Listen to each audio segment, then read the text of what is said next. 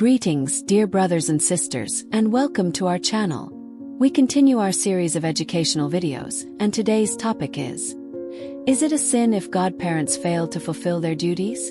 As we've already mentioned in previous videos, the most important responsibility of godparents is to lead their godchild to God.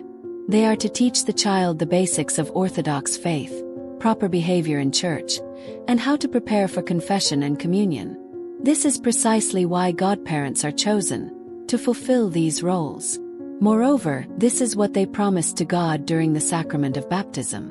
In today's video, we will delve deeper into the godparents' responsibility for the spiritual life of their godchild and the consequences of neglecting these obligations. So let us consider the following case. Godparents maintain a relationship with the family of their godchild. They visit, bring gifts, and send holiday greetings. However, they do not take the child to communion, do not talk about the church, how to behave during services, what sin is, or even pray for their godchild. This behavior is a sin because they failed to fulfill the promises they made before God. During the sacrament of baptism, they pledged to guide the child and even recited the creed on their behalf. They took on the duty to lead the child to God. Therefore, God will not ask about the number of gifts given to their godchild, but rather how they helped them draw closer to God and acquainted them with the Orthodox faith. This is why parents must take the choice of godparents for their children very seriously.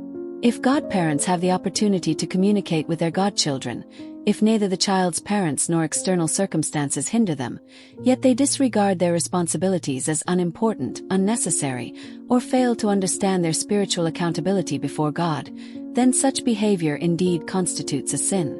Now let us consider another case. For instance, the godchild's family moves to another city or country.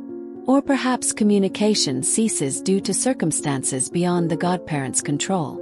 Relationships with the godchild's family might deteriorate, making it impossible for the godparents to spend time with the child, bring them to church, or fulfill other duties.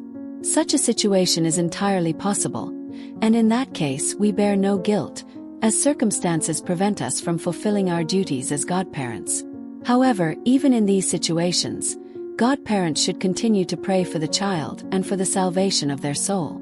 It's possible that through our prayers, God will lead the child to faith by another path.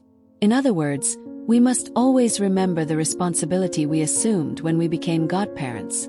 Gifts, outings to entertainment centers, or trips to the zoo do not absolve us of our fundamental duties. This is why, when we are asked to become godparents, we should seriously consider whether we are ready to take on the responsibility of guiding another soul toward salvation.